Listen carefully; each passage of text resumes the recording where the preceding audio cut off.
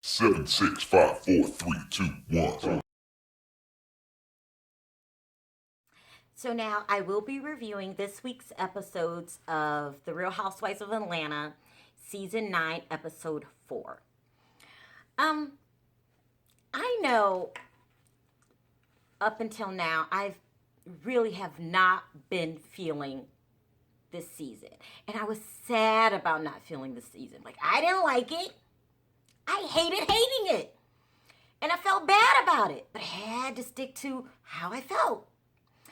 And so now I'm glad to report some good news. I think for me, it was like the Housewives of Atlanta was in a coma. And now they're opening their eyes. They're starting to come out just a little bit of the coma. Because the last 3 episodes, they were putting me to sleep. It was like reading a bedtime story. I would watch it and I would go straight to bed. It was so boring. So I'm glad that I see a little life coming back to life. Hopefully we can get back, me and the housewives, in the relationship we had been in the previous years. But right now, we're on life support. But I see some good signs. So let's start out with the opening scene. The opening scene starts with Phaedra. And she's on the phone with a congresswoman, and then what's her name? Portia comes over. Now, I don't know if I'm right about this, but I think this is the first episode in a long time when Phaedra hasn't done her Phaedra mannerisms. You know what I'm talking. Oh yeah, so child. Or said something Phaedra-esque. I know I just made up a word here, but you know what I'm talking about. I think this was the first episode that Phaedra was like really serious. She had been serious before, but it was just something about this episode with Phaedra to me that was different than before. Like in the previous years, like when Apollo went to jail, you could tell she was stressed. But this was different. I sense, and I could be wrong, you never know what goes on in someone's head. I've sensed that she was really ready to move on and had come to terms with it with Apollo, and probably wasn't so happy about it, but knew it had to be done. And it has to be done. And let me tell you why, Phaedra. No disrespect to Apollo. Apollo is so cute. But cute don't get you. Cute can't get you too far. You have a horrible track record, Apollo. I'm sorry. I didn't do it to you. You did it to yourself. No one wants to be in a relationship where daddy's in jail every couple of years. Like, daddy, daddy'll be back. Daddy did something else wrong. I mean this in a gentle way, Apollo. I hope you learned your lesson. But, this wasn't the first time this happened to you. You had a really good life. I don't know what possessed you to do the things you did. I didn't see what was so bad with your life and what made you do that. I mean, hell, Phaedra, if you let you go to the strip clubs, what more did you want? But, I guess to some people, crime is like candy. They can't resist it. I don't know. But sorry, Apollo, you've got to do your time. And hopefully, when you get out, you could pick up the pieces. But Phaedra cannot wait for you to do that.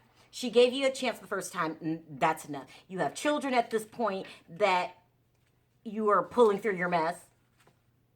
Like, you are affecting not only yourself anymore. So your act was kind of selfish, not only from your victims, but from your children and Phaedra. So Phaedra, good for you. Stay strong. He's got to go. And I think she knows that right now. Cynthia and Kenya. Cynthia, you are a beautiful woman. Just let me get the shallow stuff out the way first. You're a supermodel, for God's sake. You are beautiful. What's up with that hair? What's up with that afro? Like, what? Cynthia, you look at it before you went out the house? Were you trying to get a Diana Ross, your inner Diana Ross going, and it backfired? I'm going to need an explanation for that horrible afro wig. I couldn't concentrate. I can't tell you what the scene was about. I was just stuck on that puffball hair. Cynthia, I don't get it with really pretty women. You don't have to do much. You just roll out of bed and be pretty. But you went out of your way. It's like you look in the mirror. What do I need to do today just to make myself look a mess? Well, listen, if that was your goal, mission accomplished. I'm begging you through the videos, like, can you throw that away? Like, it's really traumatizing. I just can't go through it anymore with you. Please. Moving on. Next, I really want to know, did anyone else besides me find it very weird how for all of last year, Cynthia begged Peter to come to stay in Atlanta more and, be at home a little bit more, and he just didn't have the time of day. But now he's so interested in what Candy and Todd are doing. Why are you here? Like, what? Peter! I guess I'm not really mad at you, Peter. I'm mad at myself. I really thought I didn't have to go through a lot of camera time with you anymore. Now, no shade. You know you're not my favorite person. How long do I have to wait before you're completely gone? Peter, why do you keep resurfacing? Listen, if you're going to keep resurfacing and just hanging around the Housewives, refusing to go down without a fight, the least you can do is come around and be quiet. Shut up. No advice. You don't give Todd any advice. Number one is no business advice. You don't know what you're talking about. No shade, 30 years or whatever. All we know is how all of your businesses went bust since you've been on this show. Now, I don't know what it's been like before, but not the greatest track record. If the new one's doing good in Charlotte, congratulations. I'm happy for you, but you're no longer on the show. Or at least I'm hoping. If you're on next week, I'm going to have to start a letter campaign. Like, you are not to give any advice to anybody when you're in town. Andy Cohen should have put that in your contract. No advice. You're a bad advice giver. Todd, please don't listen to Peter. But with that being said, I'm a little nervous for you, Todd. A little nervous. I have a feeling that Mama Joyce and perhaps Candy are a little worried about this restaurant business. I know I am. I like you, Todd. I'm speaking from the heart. But you gotta, I'm so worried for you. If this does not go off the way that we need it to go off, this could be the beginning of the end for Todd in the Mama Joyce category. So take all the time you need, Todd. Don't let people rush you. You better be reading up on some books, talk to other people besides Peter, and find out what you need to do to make this a success. Because if it's not, I'm going to feel really sorry for you.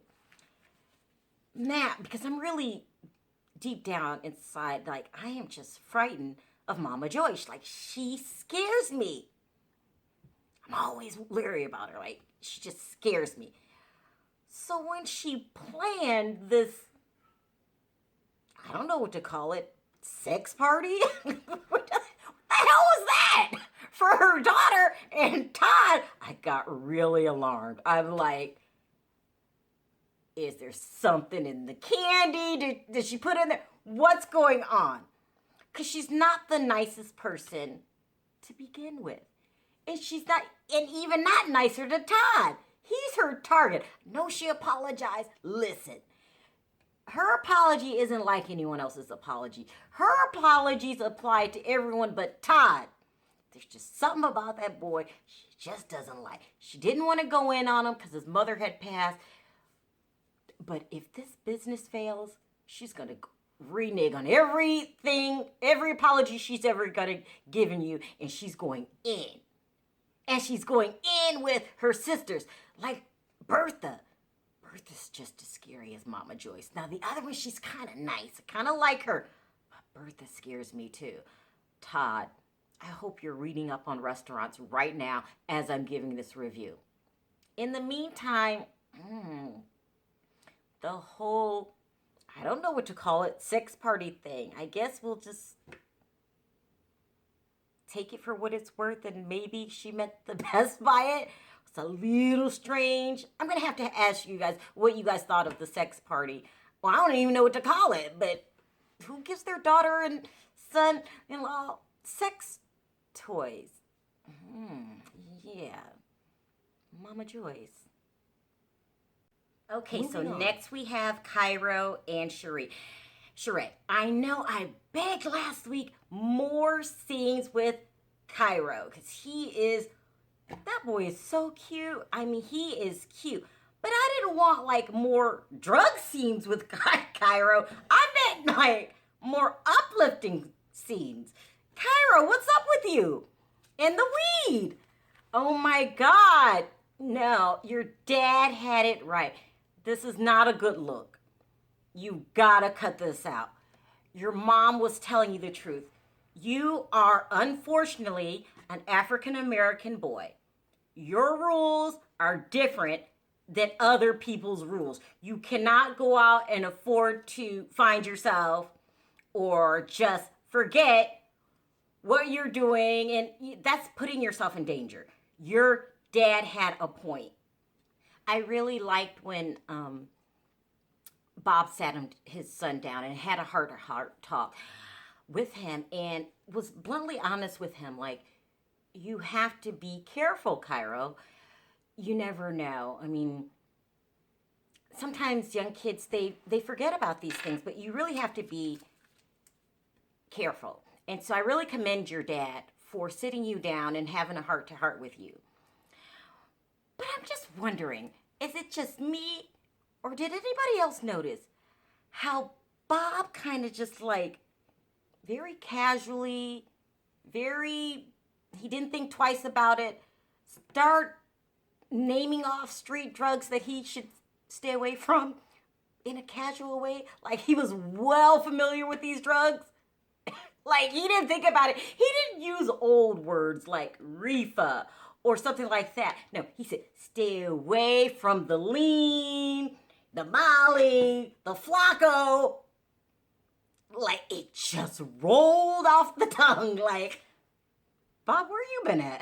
Where you been hanging? Like, how are you so familiar with these? What the hell is Flacco? Bob, I commend you for talking to your son. There might be some other things you want to share with us, but I'll leave that up to you. Moving on. And before I finish my commentary, I wanted to finish up with Phaedra and the bomb threat. That's very scary. You've got to be very careful. I hate that happened to you. I'm glad nothing happened to you and your children. That's scary. I mean, some people just have a screw loose, and I hate that happened, and I hope Opalo's not behind this. You can't really trust criminals, not to be mean, but, But, Phaedra, I have a whole new respect for you because you have this charity event that you plan on giving in my home state, which is Michigan. I'm from the Detroit, and Flint isn't too far from there. I have a lot of family in Flint, and I have a lot of families that were poisoned. There's no other word. From the water. It's a horrible situation. And it didn't get any attention for a couple years. It took people speaking out and then the presidential campaign for it to get more light. And then it started to die down again. So I really appreciate you continue giving light to this issue because it's very important.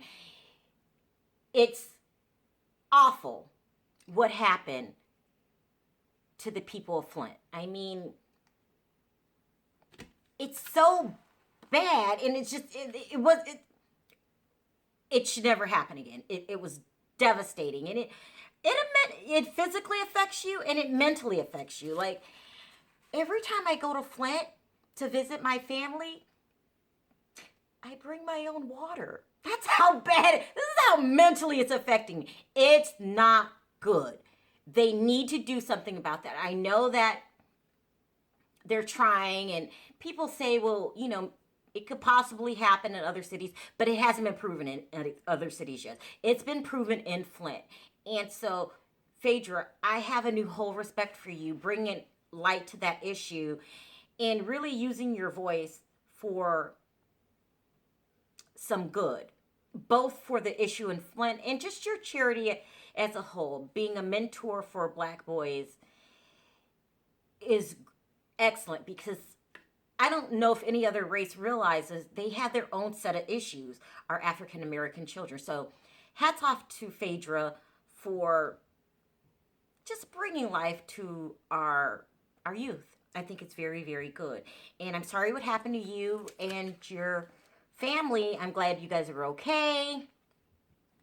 And I can't believe, I just wanted to say thanks. This week was a very good episode. I'm coming out of my whole I can't stand the Housewives phase, and I'm really far from cutting it off my to watch list. So that's pretty good. I enjoyed it this week.